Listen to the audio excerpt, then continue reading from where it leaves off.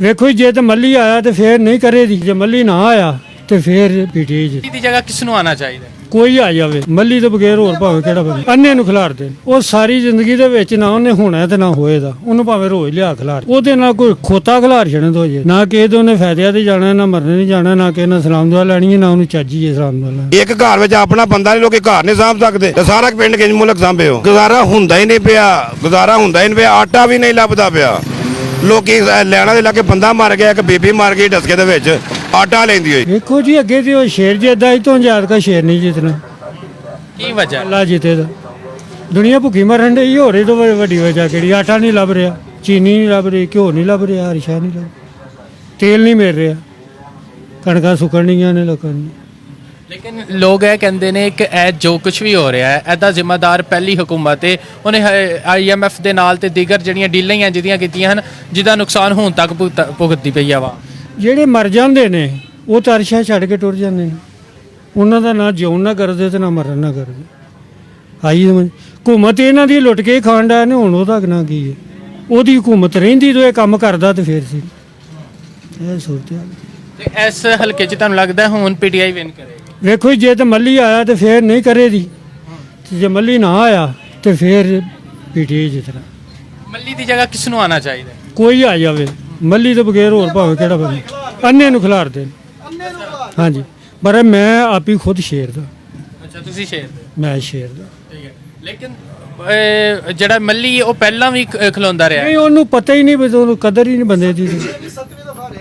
ਉਹ ਸਾਰੀ ਜ਼ਿੰਦਗੀ ਦੇ ਵਿੱਚ ਨਾ ਉਹਨੇ ਹੋਣਾ ਤੇ ਨਾ ਹੋਏਦਾ, ਉਹਨੂੰ ਭਾਵੇਂ ਰੋਜ਼ ਲਿਆ ਖਿਲਾਰ ਛੱਡ, ਉਹਦੇ ਨਾਲ ਕੋਈ ਖੋਤਾ ਖਿਲਾਰ ਛੱਡਣ ਤੋਂ ਜੇਦਾ ਨਾ ਕਿਸੇ ਦੇ ਉਹਨੇ ਫਾਇਦਿਆਂ ਤੇ ਜਾਣਾ, ਨਾ ਮਰਨੇ ਨਹੀਂ ਜਾਣਾ, ਨਾ ਕਿਸੇ ਨਾਲ ਸਲਾਮ ਦੁਆ ਲੈਣੀ ਹੈ, ਨਾ ਉਹਨੂੰ ਚਾਜੀ ਹੈ ਸਲਾਮ ਦੁਆ ਲੈਣੀ।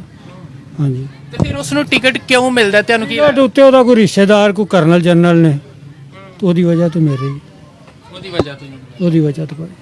ਉਸ ਤੋਂ ਇਲਾਵਾ ਕੋਈ ਨਹੀਂ। ਹੁਣ ਵੈਸੇ ਲੋਕ ਕਹਿੰਦੇ ਨੇ ਕਿ PTI ਦਾ ਵੋਟ ਬੈਂਕ ਜਿਹੜਾ ਹੈ ਨਾ ਉਹ ਵਧਿਆ ਹੈ ਨਾ ਹਲਕਿਆਂ ਦੇ ਵਿੱਚ, ਲੇਕਿਨ ਉਸ ਦੇ ਬਾਵਜੂਦ ਮੱਲੀ ਨਹੀਂ ਜਿੱਤ ਸਕਦਾ। ਨਹੀਂ ਜਿੱਤ ਸਕਦਾ, ਉਹਦੇ ਥੱਲੇ MPA ਜਿਹੜੇ ਹੁੰਦੇ ਹੋ ਜਾਂਦੇ, MNA ਨਹੀਂ ਹੋਏਗਾ।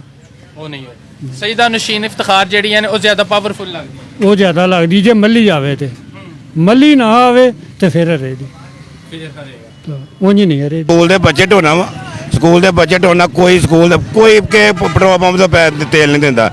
ਕੋਈ ਕਹਿੰਦਾ 100 ਦਾ ਲੈ ਲੈ, ਕੋਈ ਕਹਿੰਦਾ 200 ਦਾ ਲੈ ਲੈ, ਤੇ ਜੋ ਜਾਣਾ ਟੈਂਕੀ ਬਿਲਕੁਲ ਖਾਲੀ ਪਈ ਹੈ।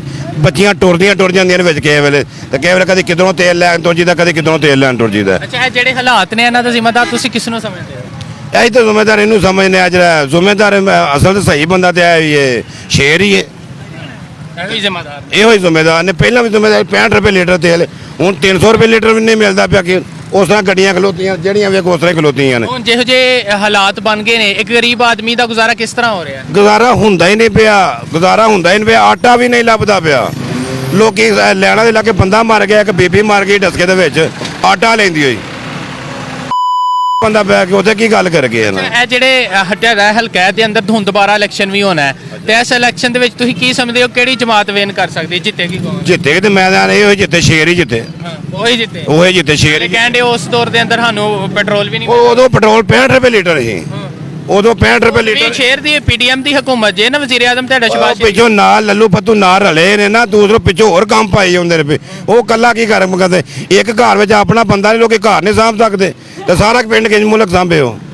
ਉਹ ਤੇ ਉਹੀ ਨੇ ਨਾ ਬੰਦੇ ਕਿ ਜਿਨ੍ਹਾਂ ਨੂੰ ਕਹਿੰਦੇ ਹਨ ਪਹਿਲਾਂ ਸ਼ਬਾਜ਼ ਸ਼ਰੀਫ ਕਿ ਮੈਂ ਇਹਨਾਂ ਦੇ ਪੇਟ ਫਾੜ ਦਵਾਂਗਾ, ਲਾੜਕਾਨਾ ਦੀਆਂ ਸੜਕਾਂ ਤੇ ਘਸੀਟਾਂਗਾ, ਹੁਣ ਉਹਨਾਂ ਸਾਰਿਆਂ ਨੂੰ ਮਿਲਾ ਕੇ ਤੇ ਇਹ ਸਾਰੀਆਂ ਝੂਠ ਭੇਲਾਂ ਨੇ ਸਾਰੀਆਂ ਹੀ। ਜਿੱਦਾਂ ਦੇ ਮਰਜ਼ੀ ਕੋਈ ਗੱਲ ਚਲਾਈ ਜਾਂਦਾ। ਜਿੱਦੇ ਪਹਿਲਾਂ ਤੇ ਕਿੰਨੇ ਸਾਲ ਉਹਨੇ ਹੁਕੂਮਤ ਕੀਤੀ ਹੈ ਨਾ, ਪਹਿਲਾਂ ਨੇ ਕਿਸੇ ਨੂੰ ਕੋਈ ਇੰਨੀ ਟੈਨਸ਼ਨ ਹੋਈ। ਜੇ ਕਿਸੇ ਨਾਲ ਬੁਰਾ ਭਲਾ ਹੋਇਆ ਤਾਂ ਖੁਦ ਆਪ ਹੀ ਪਹੁੰਚਿਆ ਆ ਕੇ। ਬੁੱਢੇ ਘਰਾਏ ਹੋਇਆ ਉਹ ਆਪ ਹੀ ਆਇਆ ਇੱਥੇ, ਮਰਾਣਾ ਜਿਹੜਾ ਸ਼ੇਰ ਆਪ ਹੀ ਆਇਆ ਇੱਥੇ। ਇਹ ਜਿਹੜੇ ਹਾਲਾਤ ਦਾ ਜ਼ਿੰਮੇਦਾਰ ਤੁਸੀਂ ਸ਼ੇਰ ਨੂੰ ਨਹੀਂ ਸਮਝਦੇ? ਨਹੀਂ, ਅਸੀਂ ਨਹੀਂ ਸਮਝਦੇ ਸ਼ੇਰ।